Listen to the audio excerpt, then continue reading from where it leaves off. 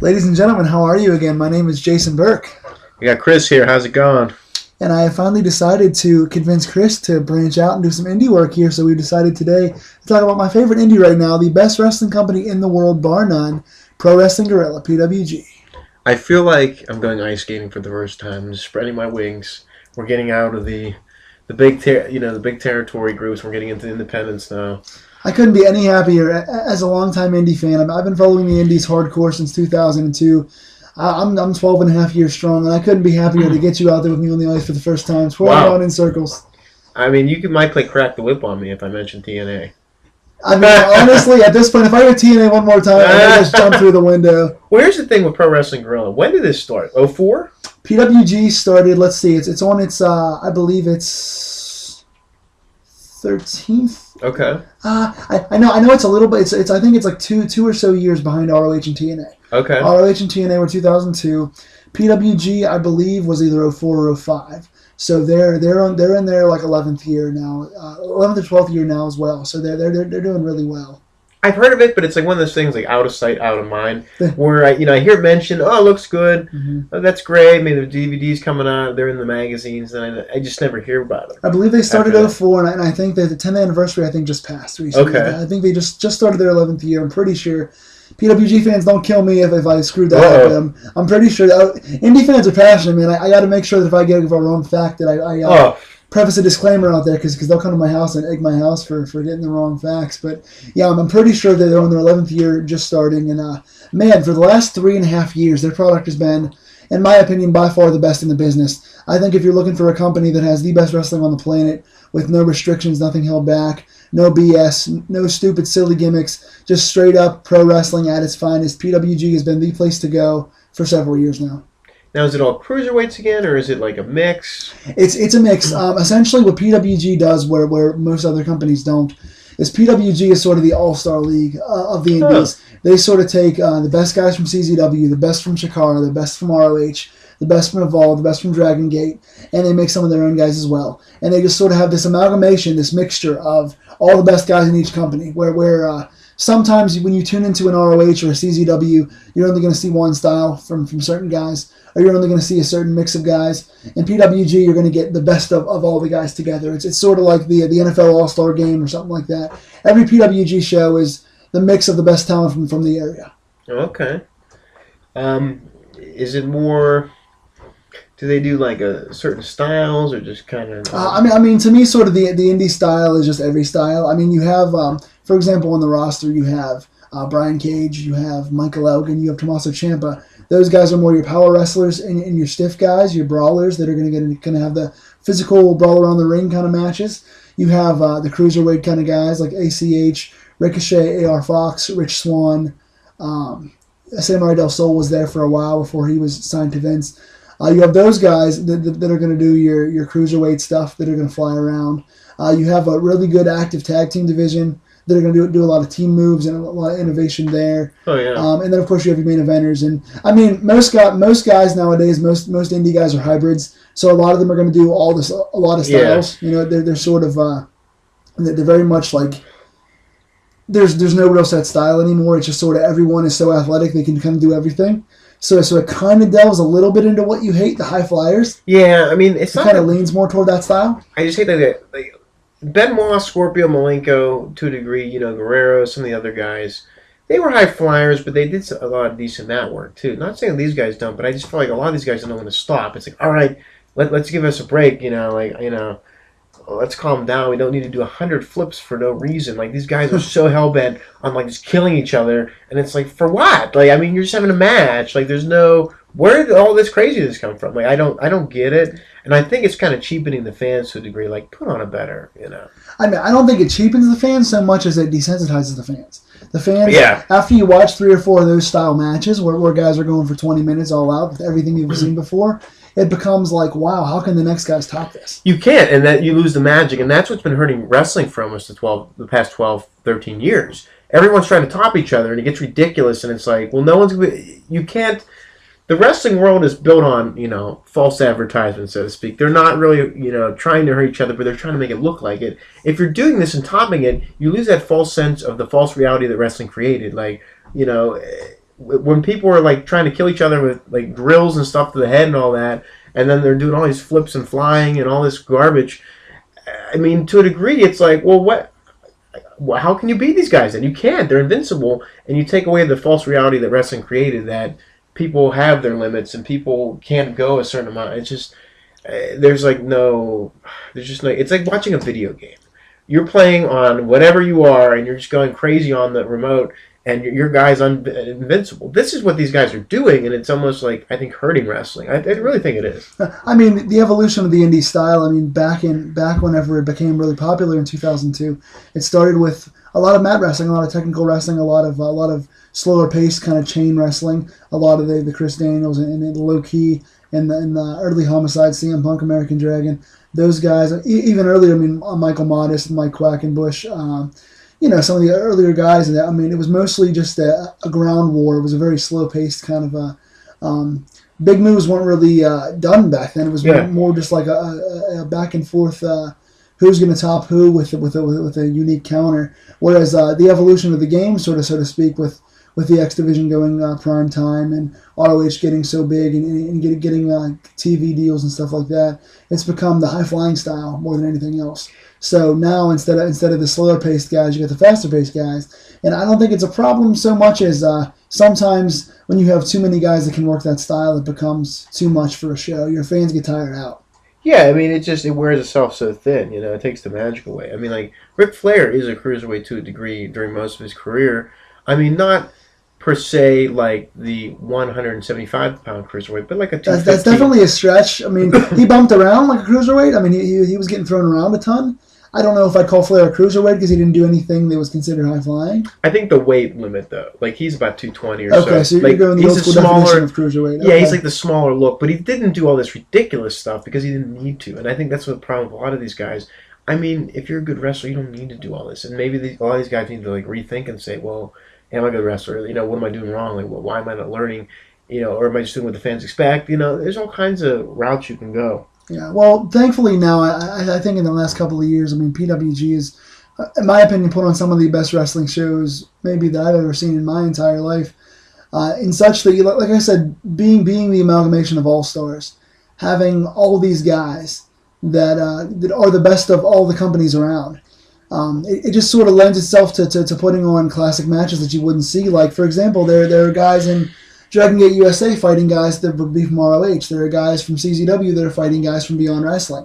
And because of all those things, you're getting first-time matches you wouldn't get anywhere else. And you're giving guys like Johnny Gargano and guys like Kyle O'Reilly and guys like Adam Cole a chance to break out and kind of face more opponents and get more involved. The more kind of guys you face and the more styles you face, the better you get. And I think PWG is the reason why guys like Hogan and Cole have gotten so big in ROH now, because they've branched out and faced different style of guys. And because of that experience and because of being in the ring with different types of guys, learning how to work other styles of matches has made them more complete as wrestlers. Makes sense.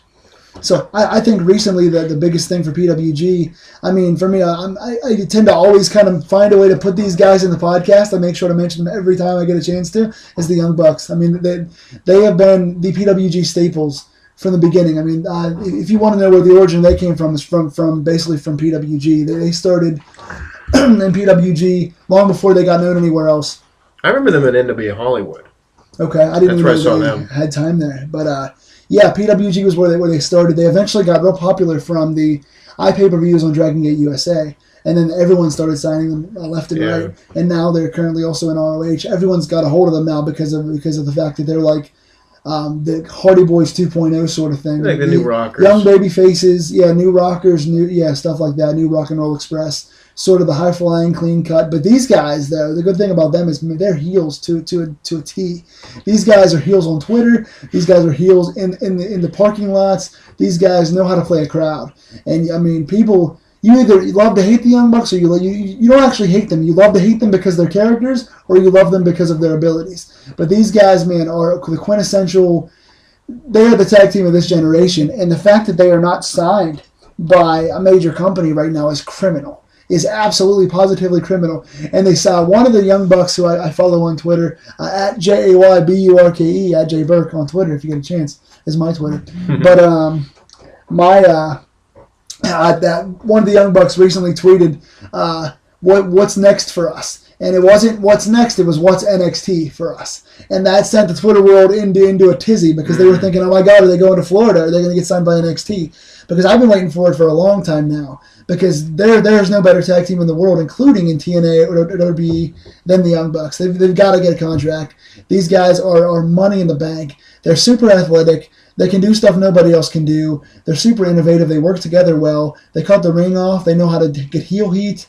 They're solid on the mic. They're just the ring attack. Everything about them. It just completely. And they've kind of carried PWG in terms of being homegrowns, starting in PWG and staying there throughout this whole time. And I think they're 3-time tag team champions. And they've had a couple of reigns that are like over a year long. They've been just the top of the tag division. They actually, not sure how much you've heard of this, but they had a group called Matt Rushmore. And they were like the Mount Rushmore of wrestling. Uh-huh. And it was the Young Bucks, Kevin Steen, and Adam Cole. Oh, my. And it's so cool that Kevin Steen is now signed, and Adam Cole and the Young Bucks are all being rumored to be signed soon.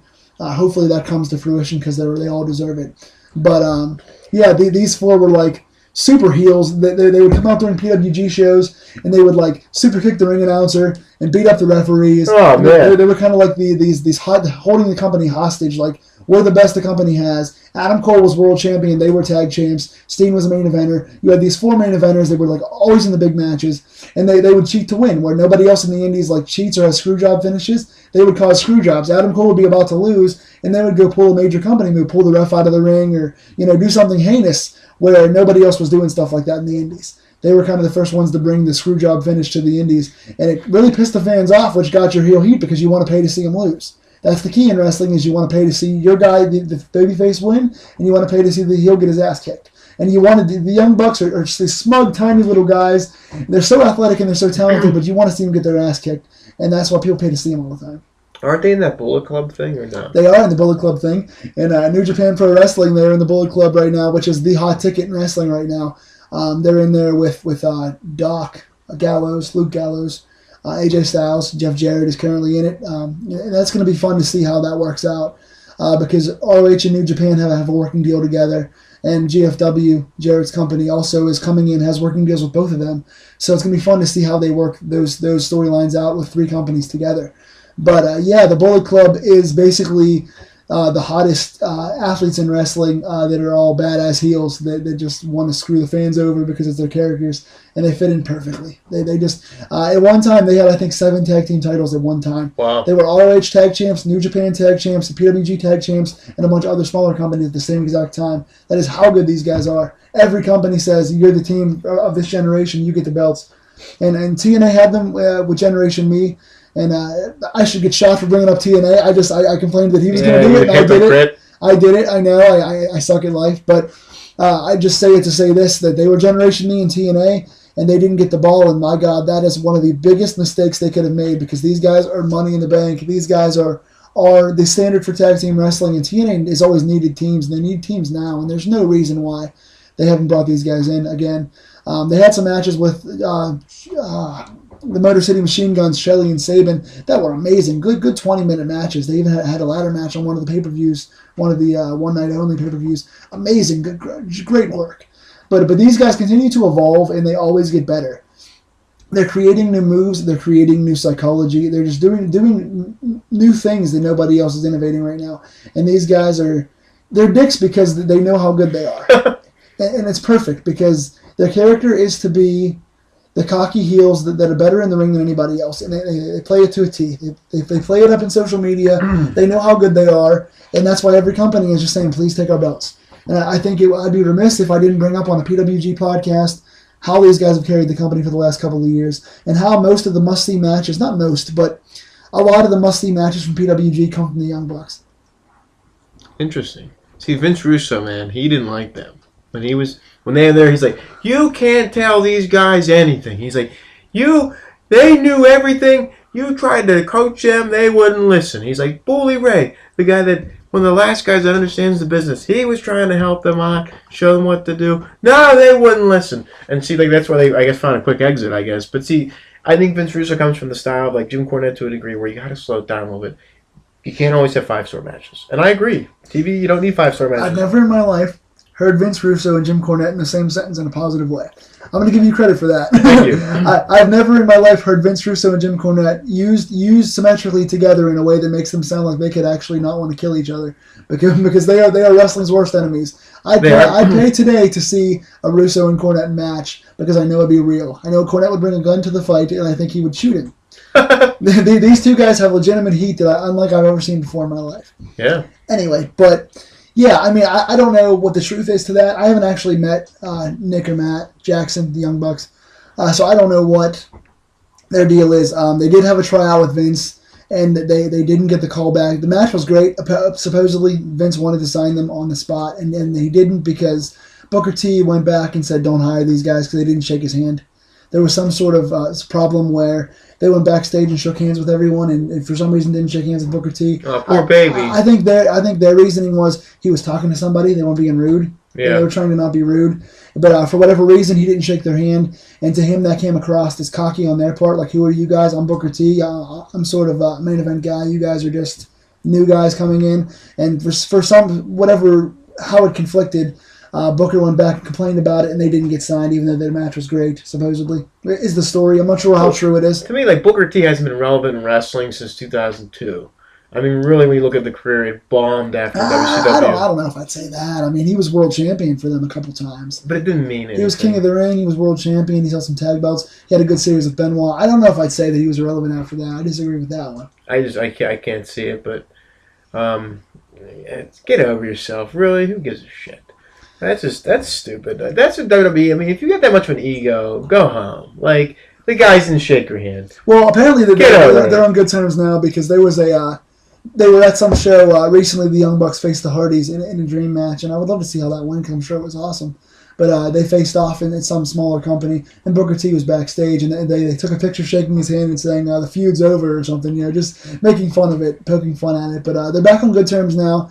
And I know that Regal goes to all the PWG shows to scout talent.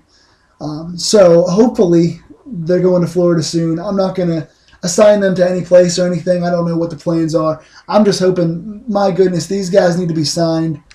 And while we're on the topic of PWG and then talking about some of the big stars that make them who they are and why it's so great, there's a female in wrestling right now that baffles me completely for the reason that she should have been signed so long ago.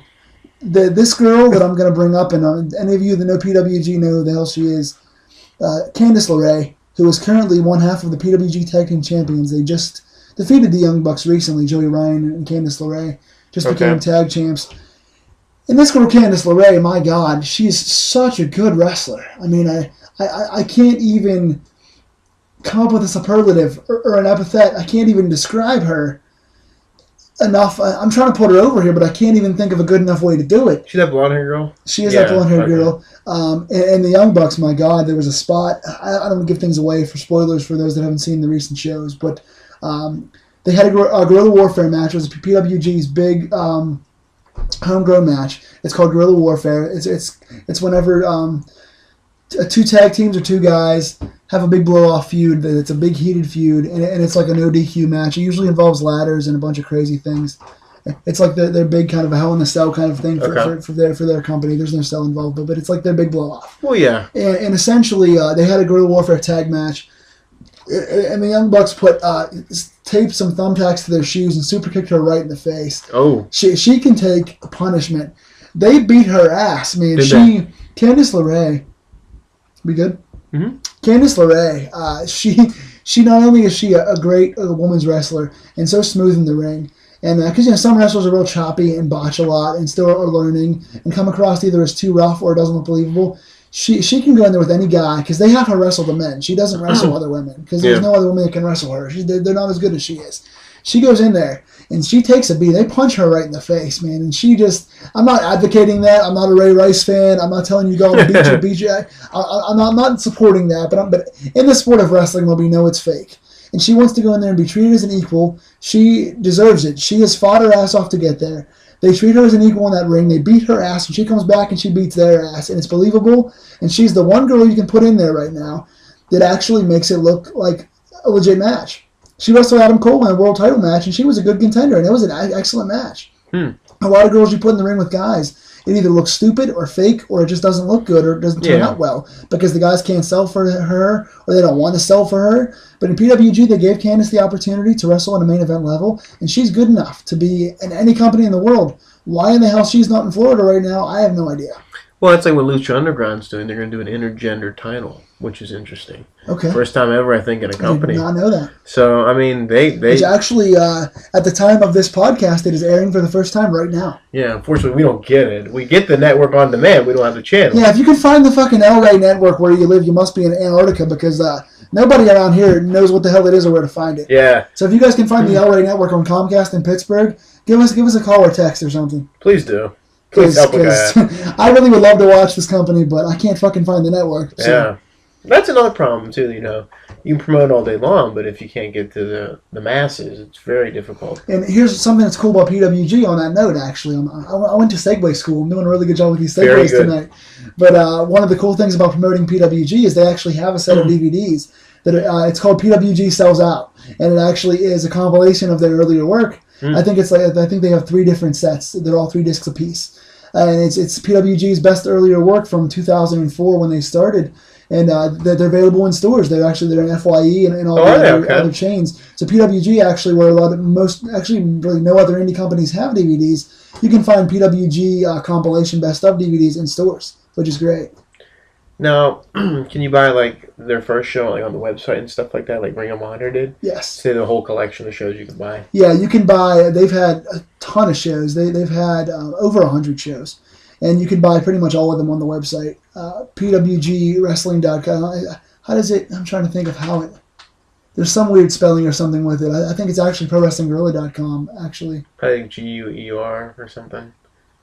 Something like that. I don't mean to sound uneducated on the subject. They do something weird with their website. But search Pro Wrestling Guerrilla or PWG Wrestling, and you'll find the website. They have a merchandise section where they have... not only the mainstream DVDs with the best ofs, but they have a lot of other best ofs that aren't available in stores with some of the other guys like Super Dragon, guys that came from there that are PWG homegrowns, that are very, very good wrestlers that didn't make it to bigger scenes. And you can also buy all their shows there as well. So those are worth checking out. And trust me, if you buy anything from the last 3 years, you're going to be impressed. If you like pure wrestling and you like 3 hours of just the best guys going at it from around the world that are giving their best, you're going to be impressed with these shows. PWG to me is bar none the best out there right now. I keep saying it because it bears repeating, because there's a lot of wrestling out there right now, but there's no better wrestling, at least in the United States, than PWG. Now, where are they based out of?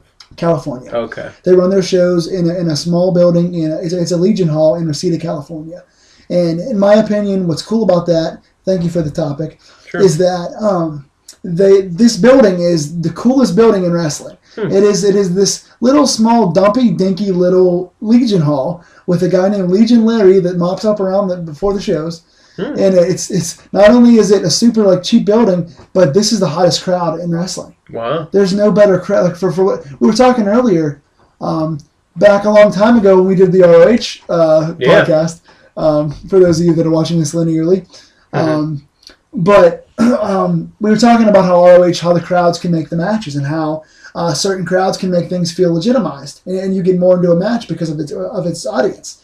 And PWG is just the most interactive, loud, passionate fan base because they run the same building each month. They don't expand, which is a knock on the product, I guess. But because they run the same building, the fans have seen all their matches. The regular fans that go to get these seats love the characters. They've met the guys personally. They're invested in the people. They're invested in the characters. Whatever the feuds they have, they're invested in the feuds. They've seen the original match, the rematch. They're building these feuds for the same audience. Yeah. So this audience is very invested in the months and months of build to some of these things. So once you get to a big blow-off match or a world title match, these fans want to see it so bad because they've seen the entire rest of the build-up. Only the Reseda crowd gets to see the live shows, and it stinks for the rest of us that want to see it. Come to Pittsburgh, PWG. But at the same time, the Reseda crowd has seen step 1 through step 100. So now, when you get to a big match, it feels special. Yeah. The crowds care more. They're invested because you've given this small audience a chance to feel like they're part of the journey, and they are. And that's why it's so special. Well, that's like North Carolina and Jim Crockett Promotions. They go hand in hand. They've seen it from day one. I knew you'd find a way to get old school on them. Absolutely. And that's the same feel. Like, those guys were superstars in the Carolinas, and I'm sure these PWG guys are superstars in California, where they're from. I think eventually it would be a good idea to start getting on television somehow, if they can, in the next couple of years. Because if a great product's out there, might as well have it on TV. Even if it's like a My Network, or if it's like an off, a Fox channel, an off Fox, just something. The more the merrier here. I mean, the more TV shows you have, the more wrestling you have. It's just better. It's the fans win. We should win. We pay the money to see this crap. I'm not saying it's crap. The passion is coming out here, man. We should win. We deserve this. This is for us, PWG. But I don't know. I don't know if that's their goal, just because they are only running one place. Yeah, I mean, it's small right now. Everyone that follows the Indies, that knows about the Indies, is pretty much a PWG fan from what I know. Like I said, PWG is the place to be when it comes to good wrestling.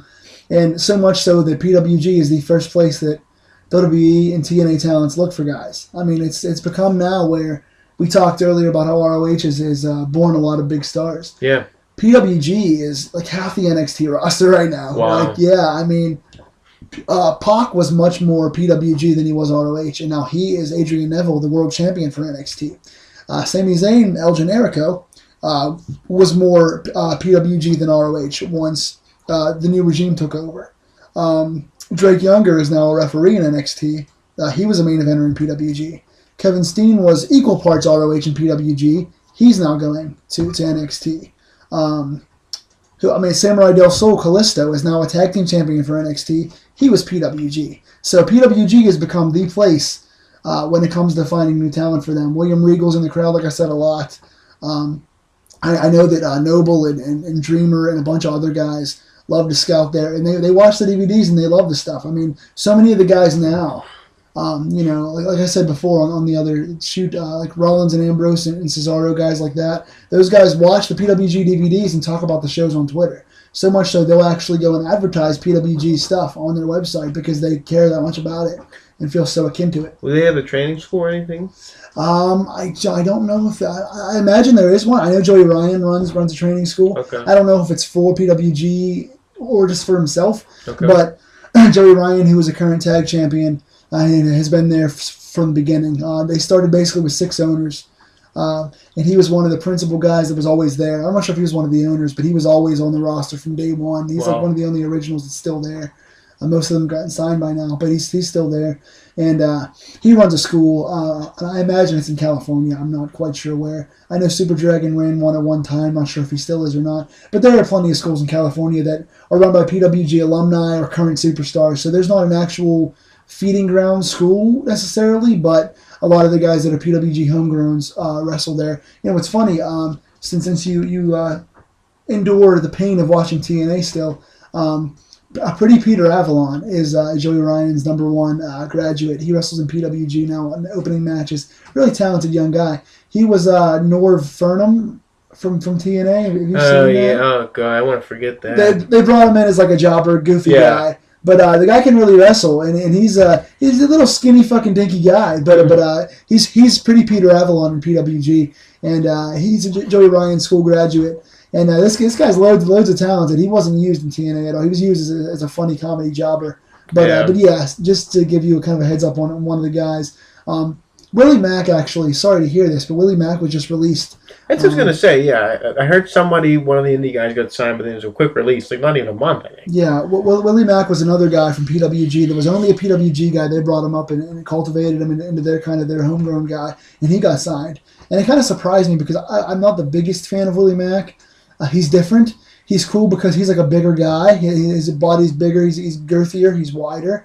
And yet he's super athletic and he's real physical. He's a combination of brawler and flyer. He kind of has different kind of styles than some of the other guys. And he looks really different, but he's charismatic. He has a lot of tools, but he's very different. But he got signed, and then before he even ever debuted, he was cut. I was told it was marijuana. I was told that he was actually smoking or something on company property. I don't know how true it is. But I know they busted a lot of guys for that. And again, if this is an untrue source, I heard from a friend of mine who follows the company. I don't know for sure if that was the case. But if that's the case, then you hope that he gets a chance down the road again when he cleans up that act. Well, there's so many other companies now. Just because if you don't get to WWE, I think you have a great career. we're at the cusp of something good, hopefully, with GFW. And if he can get there, then he can get there. If he can get in Ring of Honor, hopefully he can get there.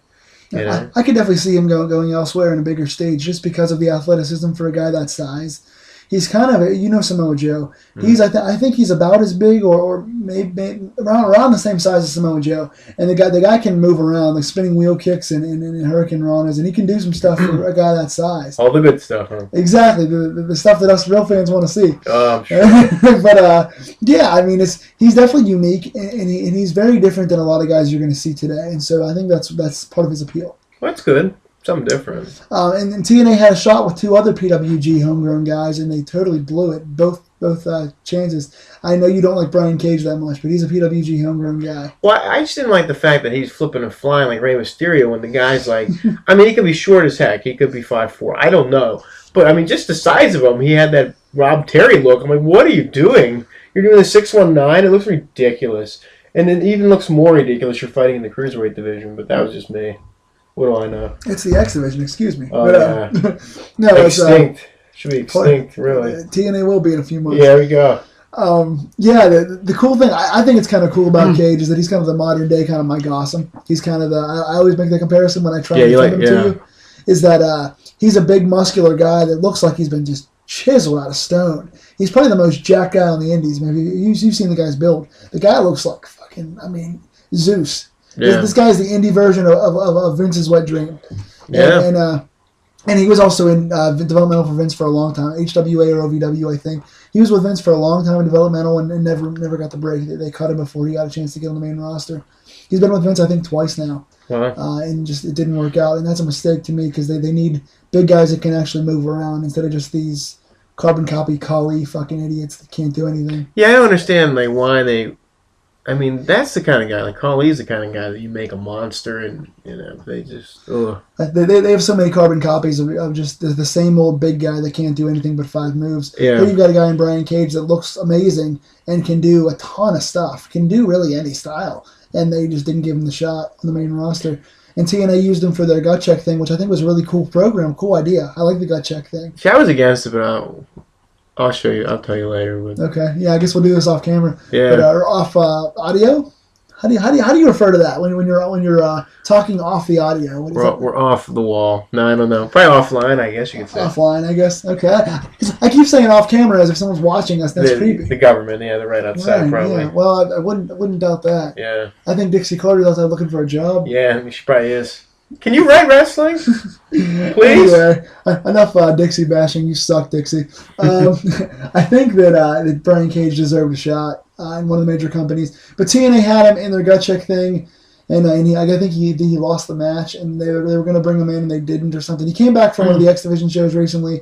He comes back once in a while for their specialty shows, so they like him, just not enough to sign him, I guess. Good job, guys. And then, of course, they had Joey Ryan, which was the best part of the gut check. He lost the gut check. Pardon me. He lost the gut check, and he came in, and he actually had a gimmick for once. He was the only gut check guy to ever have an actual gimmick. He loses the gut check, and he's upset because he's like a veteran guy. Ryan's been around for a long time. And he starts a feud with Al Snow because Al Snow's like the head of the gut check.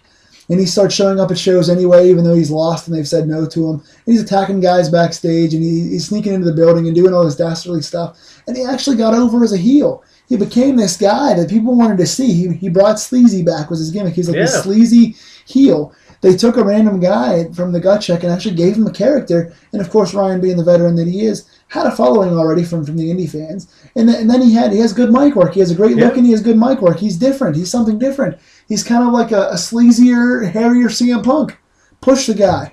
But they brought him in. I think he might have had the X Division belt for a few months. I think so. I'm not 100% sure. He had the X belt, and then he was in a tag team with Matt Morgan, another misused guy, and they just let him go. They had him for a few months. They had a good match with Al Snow. The crowd got behind him as a heel, and then they let him go. The same with Brian Cage. There was never any storyline resolution as to why he was cut and he was there. Yeah, thanks for He just shows up once every 4 months and does a match, and he leaves again. Oh, yeah, good storytelling there, guys. Well, it's typical TNA. No consistency whatsoever at all with anything. But now, I mean, Brian Cage and Joey Ryan are two of the staples of PWG. They're two very talented guys. That Ryan's a great talker, great character, And Cage is a great wrestler. I mean, he has, like I said, can work the power style. He does the technical style. He can brawl with you because he's this big muscle guy, and he can fly around unlike anybody else his size ever could. So I think that he's got all the tools to be a star in the business, and I hope that he gets a chance. And for right now, he's putting on really good matches. He and Tommaso Ciampa in recent months have had really good matches on PWG, which you can't see anywhere else but PWG. Yeah. He had a really good match on DVD that I just brought you against Tony Nese, which is a guy from Evolve Wrestling that's a breakout guy. Excellent guy. He was in TNA another guy that was in TNA that got fucking misused. Of course. Jeez, I forgot he was even he was in TNA for a while, and they brought him in backstage and said, "Hey, he's part of our new X division. We're going to use this guy for about 4 weeks," and then he got cut. Yeah, it's like, nah. And this guy, he's still evolving on the mic, and he's become really solid this year on the mic. He's starting to learn. He's starting to get it as a heel. His gimmick is the premier athlete. He's he can do stuff that nobody else can do, in terms of his body, his build. And he's another one of those guys, kind of like Cage, who can work any style. He's primarily a standard kind of a suplex, kind of a power wrestler, high impact guy, but he can fly, he can technical wrestle. He's a better grappler and better technical kind of a psychology wrestler that you like more than most other guys. Very good guy. But TNA just didn't see any personality in him and just dropped the ball. Well, they don't know what to do. I can't wait. We're doing another podcast on TNA, I bet, within the weeks to come, because literally, there's 2 hours to talk about this. I mean, God, this whole year we could talk about. This was the night that I was trying to avoid TNA, and of course, in talking about PWG and ROH's successes, we're talking about TNA's failures, because what they're doing wrong, other companies are doing right. And it's so easy to talk. I just want to say that they made James Storm some kind of weird Texas preacher thing. Oh my God! We're gonna watch it later tonight. I gotta show you the disaster unfold. But Pro Wrestling Guerrilla, I have a question. Do they have a world title, tag titles, and all that, or is it just it's a show and that's it? Or they have 2 championships. They have world title and tag titles. Well, that's enough. I mean, that's all you need with a smaller roster. That's all you need. Because of too many belts. I mean, geez, the NWA had U.S. tag belts, 6-man tag. How many belts can we have? Let's just make a belt for everybody. And because they're smart, PWG and saving money. Not only do they only run Reseda, California, in the one building with their faithful fans, but they only have 1 show per month, unless they have All-Star Weekend, which is a staple of theirs, or the Battle of Los Angeles. We'll get into the Bola, the PWG Bola, the biggest tournament in wrestling of the year, in my opinion, better than any other tournament around there right now. They have that tournament, and unless they have one of those big shows, they do back-to-back nights. They'll do a Friday and a Saturday. This year, the Bola expanded from 16 men to 24 men. Whoa. So this year, they had a Friday, Saturday, Sunday, a triple shot, which used to be common in wrestling, and they backed off it recently in the Indies. But it's a PWG doing their first triple shot, and maybe ever. I know in a long time, but possibly ever. And just quality. 3 nights of just quality wrestling, just 9 hours of great wrestling. My goodness, it is a indie fan's wet dream. But no, it's one of those things that PWG runs once a month. Maybe a back-to-back shot if it's a big show. And so they not that big show. He sucks. But a big show in terms of the company. But, yeah, I mean, they don't run a ton of shows like most other companies do. And every show they have, they defend the tag belts and the world title on every show. They make it feel important. They have 2 main events on every show, and either the world title or tag belts close the show every night. So you got constant title matches each month and constant main events of title matches. So your show always feels important. It always has the crescendo of a big title match, and the champions hold the belts for a long time. Adam Cole was world champion for over a year and just recently lost the belts. The Young Bucks, who are 3-time tag champs, who have had the belts in all 3 reigns, I think for close to a year, if not over. I think they were close to 2 years this time with the belts. And partially because they're the best tag team in the world, and partially because long title reigns help make champions and make your titles more important. The longer a champion holds a title, I'm going to go off on a tangent here. Go ahead. The longer a champion holds a title, the more it makes the person mean and the title mean. All these the way that WWE books their championships is so disgusting to me. They book these undercard titles where they have a new champion, like a Dolph Ziggler, and he comes out and he loses the next night on Raw, and then loses the following week in a non-title match. And that's the way they set up their championship matches. Terrible. They have a random challenger come out with no backstory, no feud, no heat, no reason, and pin your champion. Oh, he's the number 1 contender now because he's pinned your champion. So essentially, you're having this random guy come out who you've been jobbing out for months, and suddenly he's going to feel important now because he's pinning your champion. No, he's devaluing your title. He's making your champion look weak, and the feud is for no reason. So it's not going to make anyone care. all you're doing is hurting your belt and hurting your champion. The way PWG does their championship matches and feuds actually makes sense and actually values and increases the value of the product. They have guys who are some of your top wrestlers in the company, and they build them up and they have them win matches month after month. It's important. They have them in big matches, and the more matches you win, the higher you get on the card, and the more you win, the higher caliber opponent you face. Oh yeah, and they win matches for a long time. Like for example, in the last recent title change, Kyle O'Reilly was kind of the next incumbent. He was this up and coming guy that had a ton of technical skills. He's a great striker and a great grappler, good technician, has all the skills in the world. He needs to work on his mic skills, but all the wrestling skill you could ever want in somebody. He, in my opinion, is the Indy Kurt Angle. He needs to be signed by somebody right now. The guy's phenomenal. See? And he's tag team champions in ROH as well right now with Bobby Fish and Red Dragon.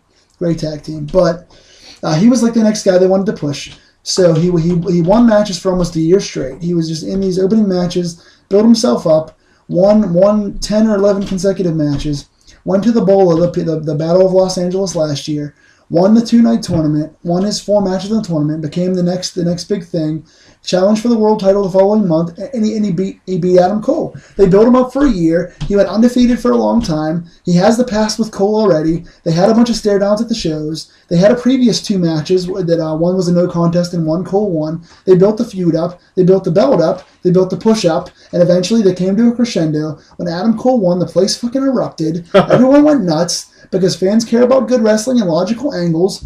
And Kyle O'Reilly got the big chance to be the world champion. He got his big night because they built him up the right way. Take these titles, these feuds, and make them mean more. Build the things up and actually have your champions and your belts mean something. So when someone takes one of the belts, they become the next big star. The Intercontinental Champion in WWE used to be the next big star, the best wrestler in the company, the Bret Hart, the Shawn Michaels, the Steve Austin, the next big thing, the next big guy. When you won the IC belt, you knew you were going to be the next big champion. And then they built you up. They had to win the belt for a year. Once you lost the belt, you went and challenged for the world title, and you won the world title. Now being the IC champ as a placeholder, it means nothing. All it means is you might get a pay-per-view match once every 3 or 4 months. It means nothing, and it's a shame because Dolph Ziggler is phenomenally talented. He's the most misused, mistreated guy in the world, along with Cesaro right now, that is getting devalued for no fucking reason at all. Get your head out of your ass, Vince. Wake up. Push these people. Cesaro and Ziggler are main eventers. What are you doing wrong? But the current mid-card titles in the main companies mean nothing, and PWG knows how to push their belts. They build a feud up, make it make sense. They run the same crowd, so the crowds care. They have good matches, and they eventually get to a place where Kyle O'Reilly is now your world champion, who's deserving, who's had a long streak going, and who's over with the fans. Yeah, I mean, there's just so much that WWE doesn't get, and it all goes back to the invasion. I'll say it a million times. Too many belts, too many guys, too much going on. Nothing makes sense. I mean, if there was a WCW to this day, well, then the U.S. title and the world title would mean something because they're in that company. If ECW was around to this day, the television title or the tag or whatever they brought in the world would mean something over there. There's too much when you combine it. For God's sakes, we have the ECW, the U.S. or the world title, the WWF title, then the U.S. title, the ECW. I don't think they had tag belts at the time. It was a mess. I mean, there's so many titles. Everybody had a title. We're all dancing around titles. It doesn't make any sense. It's too much. And I mean, WWE. Were they actually dancing around with titles? They were. I mean, it was ridiculous. They had extreme expose on the gag. But I mean, the thing was this: there is just too much oversaturation where WWE is going to implode on itself, and it's just now with the NXT, now there's all this too. It's just going to implode. There's just too much. Well, the good thing is that they keep the NXT. The NXT, actually, I will amend my statement to a degree because NXT is doing it right. NXT has the world and the tag belts, and that's it. And they're a separate brand. They're totally separate. They're not featured on the main television show yet. They're just on NXT's TV show. And they have these takeover events where they do like once every 2 or 3 months. They have a major event. They do have the Divas title as well. And they defend the world, the tag, and the Divas title every single time they have a major event. And they have great matches. That's how you should do it. WWE should take an example from NXT and watch the way Triple H puts these shows together. They ought to start doing it that way. but it shows you what you can't get on the main part. And there's something wrong with that. Yeah. And honestly, I mean, there are a lot of belts now, but they did unify the world titles. So all they really have in Vince's company right now is they have the world title, which is still 2 belts, but it's 1 title. They carry around both titles, but it's only 1 championship. They did that 10 years ago, too, when Jericho won. Right, but they want us to forget about that. Yeah, they want to unify. Because instead of being the unified champion like it was back then, now they are the unified world heavyweight champion. Oh. It's a different title now, so you can't call it that. Well, I love that, too, because the title's never defended around the world at all. Well, I mean, I guess they do some house shows once in a while. But, but it's okay. So you have the world title. You have the IC belt. You have the US belt. They're both still around. Then you have the tag belts and the Divas belt. That's not too many if you do them right. Yeah. Because tag teams, you only got 1 belt, so that's separate. Divas, you have 1 belt, that's separate. And then the US and the IC are the only ones where there's like 2 mid-card belts. They're just not. If they push them the right way, they're doing a wonderful job with it. They had Dean Ambrose. When they had Dean Ambrose win the US belt, he had a great long reign. He was US champion for about 16 months or something like that. But he only defended the belt like 5 times. They just put the belt on him and said, "Oh, forget about this belt. We don't need it. So just keep it on his waist." It's a waste. So if you don't defend the belt, that's as bad as getting your champion pinned every 5 days. You know, Dean Ambrose had the belt for the longest reigning U.S. champ in history, I think it was. At least in the Vince era. I know that for sure. But he hadn't defended the belt. It became a running joke on TV when he could defend the belt. It actually became a storyline that he wasn't defending the belt. And it's like, so you're going to call out the fact that you booked your champion not to defend the belt? When the old rule was 30 days or you're suspended. They get the belt off you if you couldn't defend the belt. And they'll implode on themselves because there's inconsistency. It's like TNA with money. I mean, that's all that is. Look at it. I mean, look at it. It's horrendous. I mean, I don't want to lump those 2 companies together because WB is a lot better and doing a lot of good things right now, so I don't want to crap on them. But the way they push their belts and the way they push their champions is just so formulaic and so monotonous and so horrendous and so sleep-inducing that I felt the need to have to vent about that. Thank you. But to circularize it, kind of to get back on off a tangential path, as I got myself on. Well, it's about belts. I mean, consistency. Was the PWG one of the things that makes them the best company in the world to me, or at least in the U.S., sorry, New Japan, is that they defend the belts consistently month to month. They make the matches mean something. They're in high-profile situations, and they keep long-term champions. So when the championship does change, it actually is a big event. Makes sense to me. Which is missing in the days of most current pro wrestling. Back in the day, titles would never change hands. So when you saw it, you felt like you were there for something special. It was like a big deal, a big event, and the next guy was instantly made. He was a main eventer for life. Nowadays, there's way too many changes, and it's been like that for years. And that's why PWG is special above all else, because they keep their titles on champions for a long time. Which is good. I think the Attitude Era is when the belts started getting wacky. Well, that's because they were looking for ratings. Whenever Nitro and Raw were battling, they figured title changes would spike the ratings and keep you off the other channel. And so that's why it started. Makes sense. Totally makes sense. But it just became too oversaturated. And True. PWG, in the last couple of years, has only had a couple of champions. They've done a really good job with keeping the belts on one guy, establishing him, so that when, like I said before, there was a change, then it felt like a big deal. Which is good. That's what you needed. You know, every company should follow that. Or at least try to. The Young Bucks had these false finishes when they were champs where every month you thought the championship was going to change hands finally because it had been so long, and you knew eventually they had to lose them sooner or later. Yeah. And every month they got closer and closer and closer, and they just never gave them up. They got so close, and it just built like this orgasm that was building and building and building, and finally it just toppled over the top. They finally lost those belts, and the place went nuts. When something in PWG happens and it's a big deal, the crowd makes the shows better, and it's because they're booked well. They're in front of the same audience, and they're booked consistently. This is how you book an indie show. Very true. Well, I don't think you could say it any better than that. So, I mean, if anyone out there is looking for PWG stuff, like I said, the last 3 years have been wonderful. Johnny Gargano, I'll put him over for a second. He's been a very good indie guy. He's been one of the top guys. He was the longest reigning Dragon Gate USA champion. He had the belt for almost 2 years, at least a year and a half. He's just been a staple of the indies for a while now. He needs to be signed, but he's a mainstay in PWG. To put him over along with Candice and the Young Bucks. Steen, of course, recently just left, but Adam Cole is there as a main guy. Roderick Strong is there as a main guy. He's been an indie staple for 7 or 8 or 9 years now with ROH and PWG. He's a guy you got to look out for. In terms of PWG homegrowns, they have some of the best high flyers in the world. I mean, Ricochet doesn't really work in the ROH or any other major companies, but he's working PWG, and he's a guy you've got to see. He is actually playing a character on Lucha Underground. I forget the guy's name while we're sitting here. I don't have anything in front of me. What's the name again? Ricochet. Yeah, I'm not really sure. Yeah, he's playing a different character for Lucha Underground. He's under a mask, I believe, even. But it's an excellent worker. I mean, can do stuff that nobody else can do. I mean, he's one of those guys. It's like a must-see guy. He's kind of like the solo Young Buck, I guess. He's an amazing guy. You have, like I said, Rich Swann right now. They call him Black Jericho because he resembles Jericho in his mannerisms and his voice and sort of his charisma. He's kind of a smaller black version of Jericho, kind of a Jericho 2K. He's a guy worth watching. AR Fox is another guy as far as the high flyers go. Like I said, as far as the power guys, you have Cage, you have Elgin. Elgin, of course, is very famous for the ROH stuff. They just have so many guys. Their roster is so stacked up. They recently brought in Andrew Everett, who I've talked about countless times on these podcasts because I think this guy is a star. He just tore his ACL. I mean, he's still going to be out 6 more months, but when he gets back, look for Jarrett to pick him up because I'm trying my hardest to get this guy signed. He's just phenomenally talented. They just brought in Trevor Lee, who is a guy that came from CWF, which is a very small company owned by a friend of mine. This guy is just a natural-born heel. He's got all the heel mannerisms and all the kind of a Bruiser Brody-ish kind of a heel. Very small, a tiny Bruiser Brody, kind of a Bruiser Brody light. Great heel mannerisms, stiff as heck for his size. Very entertaining to watch in the ring. Very good with an audience. Cedric Alexander from ROH, who's broken through, has just gotten into PWG.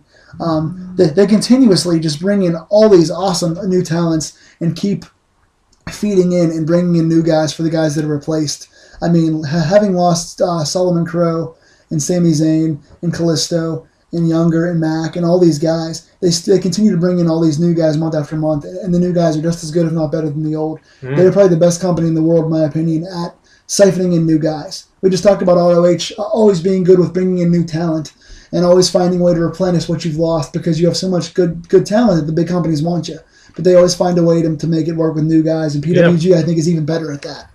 That's awesome, man. It's definitely something to look out for the next couple of years. It's on the rise. I think what we need to do is, I think, and I'll put this to you and to see how you feel about it, is that I just brought you a PWG DVD available on ProWrestlingGuerrilla.com /merchandise. I think it's /merch probably, but we can actually watch the DVD at one of our visits, and we can actually review it. We can actually go match by match and watch it. And, of course, our styles are very different. What we like. Yeah. Part of why I'm one of the revered guests on this podcast is because we're so different from each other. Oh, my God, yes. And we make for such good debates and such good back and forth. I think maybe we should watch the DVD and kind of review it match by match and see what you think of the company and the wrestlers we're talking about here. So you've got more of a background and more of to partake in with the conversation. Yeah. You're learning about this company, and I'm so glad that you had me on to talk about it and put it over and talk about some of the guys that deserve to be the next big stars in wrestling because they're going to be. But I think it'll be great if we sit down and watch one of the shows and come on and talk about it on the podcast and kind of get some feedback on what you think and versus my opinion of the company. Well, yeah, I mean, we could because I've never seen Evolve Wrestling. I've never seen Dragon Gate USA. I've never seen Chikara. I've never seen NWA Wrestling from Hollywood. I've never seen. There's also. Just NWA, like current NWA. I haven't watched Pro Wrestling Guerrilla at all, and I haven't watched New Japan, All Japan, this new company that teamed up with TNA. I haven't seen any of this stuff. I mean, I haven't watched New Japan since probably like their last current show I watched was something from '95. I mean, I'm out of the loop. My guys from that's like Masa Chono and Muda and all those guys. WCW days. Yeah, I have no clue who's on the roster now. Like Brad Rennings and Stan Hansen, those guys. I have no idea who's there now. So your guess is as good as mine. We got a lot of catching up to do. Yeah, it is definitely my goal to get more modernized with some of the podcasting. I love the throwback podcasts we do. I love covering the older stuff. I'm such a fan of it. and it has quite a following still to it to this day. People love the old stuff, but I love to also stay current with it as well and talk about things that I can get current modern day opinions on from the current fans that are more caught up in the current indie scene. And so it definitely is my goal to come on here and be the devil on the right shoulder, just getting you to pop in some of these DVDs and kind of see how you feel about them. That'd be great. So I think that's going to become hopefully a regular staple of the show, is maybe once a month or something, or once every 2 months. We can get together, watch a show, and then talk about it live. Kind of just watch it and then come right on here and gab about what we think about the current indie wrestlers that are out there. Oh yeah, definitely. Because obviously, as we've seen from Vince and even from TNA, when they do it right, is that the future of wrestling is in the indies. PWG and ROH have the guys that are all the guys they had 10 years ago, all the world champions now. So all the guys that they have currently are going to be the world champions in 4 or 5 years.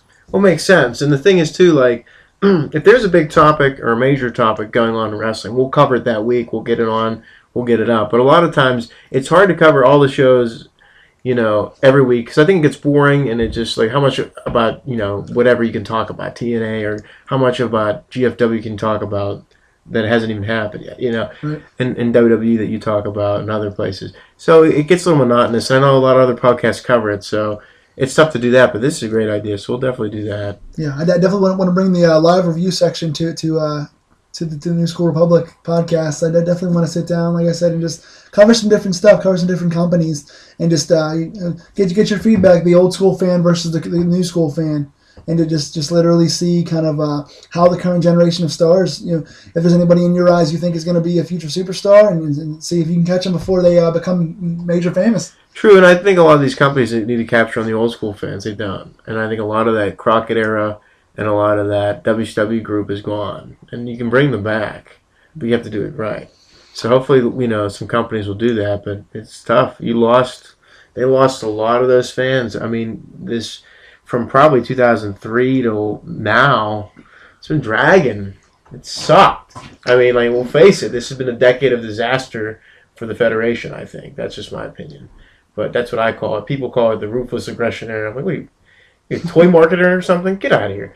I just call it the decade of disaster, because that's what it's been. Fully, just abysmal disaster for that company. Well, I've got a marketing solution for the New School Republic right now. I've decided that what we're going to do is, fans, if you're out there with me doing this, if you guys like to drink at all, I've got an idea for you. And anytime Chris Schultz brings up anything from the 80s, we're going to do a shot together. I will actually bring liquor next week to one of these podcasts, and we're going to do shots together, live on the air. Every time he brings up Crockett or Smoky Mountain or NWA, anything old school, I'm just going to do a shot, and I'm going to be drunk by about 10 minutes in. You're going to be. Smoky Mountain, that's one we should talk about, too. Smoky Mountain's excellent. That was like hit or miss a lot of times. That was that weird time in the 90s, that hodgepodge kind of situation where you got some of those up-and-coming promotions like that, AWF, a couple others, where it was like, all right, we're taking off, but oh no, we're gone. We're out of business. There's a lot of factors, but and this here in PWG is one of those. I don't think they're really aiming to be more than they are, which is kind of weird.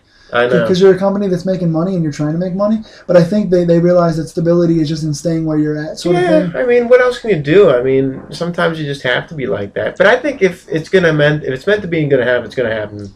I mean, like I said, this company was formed. Whenever it was formed, I think in 2004. By 6 owners, pretty much. I mean, 6 local California wrestlers that became famous for being the PWG 6 sort of thing. And I think they just did it because they loved wrestling and they wanted to see a constant product in California, and that's why it's here. I think that's just sort of to appease wrestling fans, and they don't necessarily want to tour or do anything huge. I hope they would at some point if they get enough money to do so and become stabilized enough. I would love to see it, because we need something like PWG on the air mainstream and giving us something different, which is why I love ROH. But if they don't ever get any bigger than they are, my God, they're putting on some great shows regardless. I'm still getting monthly DVDs of shows that are just, my God, and just some of the best pro wrestling on the planet, in this man's opinion. So hopefully, if nothing else, they continue to be stable and steady and able to keep putting on shows like this, because even if they don't become anything more, they're giving us a couple of years of just some of the best stuff you can see as far as athletic wrestling. That's okay. They can just stay the way they are if they want. I mean, we'd love to see everything evolve, but if they can't, it's okay. I mean, sometimes companies aren't meant to be. Like USWA never really.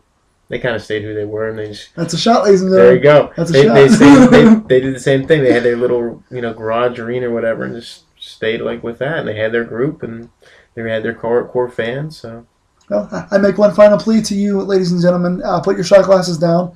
Now that you've taken care of the shot glass conundrum, I'm going to plead to you really quick if you get a chance. If you're a purist, if you're wondering where the pure wrestling is, if you want to see guys, putting their bodies on the line, really great brawls, good technical wrestling, great high flying. If you want to see innovation and creation and just unencumbered, unimpinged wrestling at its finest with no politics, no guys being held back, just guys month after month trying to do everything they can to be the most innovative, creative, high-flying, fun wrestling in the world, please check out PWG. If you're wondering where the purists are, they're in PWG. ProWrestlingGuerrilla.com. Merchandise section has, like I said, best of DVDs you can find in the malls and the stores, and a bunch of stuff you can't. So please, if you want to find some good stuff, and you're only watching the major companies right now and wondering where the good stuff is, ProWrestlingGuerrilla.com.